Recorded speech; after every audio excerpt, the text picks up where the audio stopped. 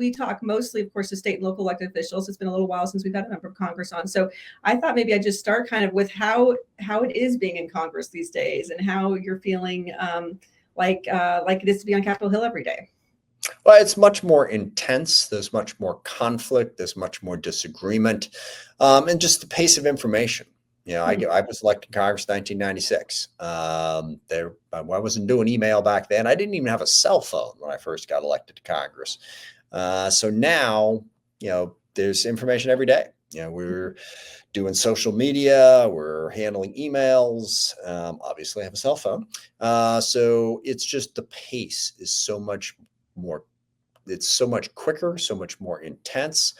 And also there is so much more money at every level of this. I got elected to Congress. I raised $700,000 to beat an incumbent Republican in the state of Washington. You couldn't even get in the door in a congressional campaign for $700,000 now.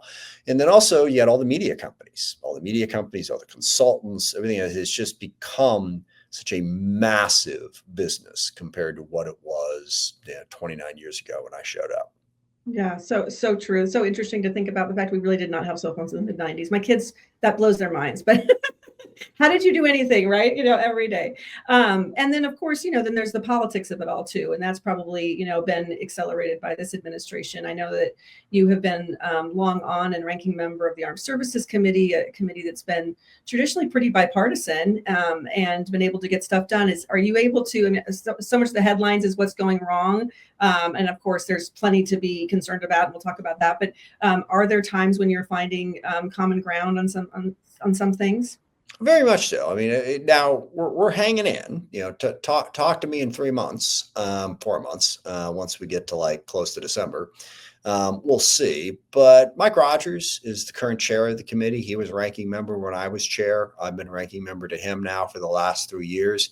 We work very well together. We have produced some outstanding bipartisan results within the National Defense Authorization Act every year that I've been chair or when he was chair. And so, right now we're working together on a broad acquisition package, which is the biggest part of the defense bill. Mike and I get along fine with the Senate Armed Services Committee. Roger Wicker, Jack Reed are the two leads over there. Leadership increasingly is a problem because they are increasingly partisan, increasingly focused on how to get a partisan advantage out of the defense bill. By and large, we fight that off, but it's getting tougher and tougher. So for now, I think there is still that feeling of bipartisanship on the House Armed Services Committee. That'll hold, but will it hold within the broader Congress? That's what's tough.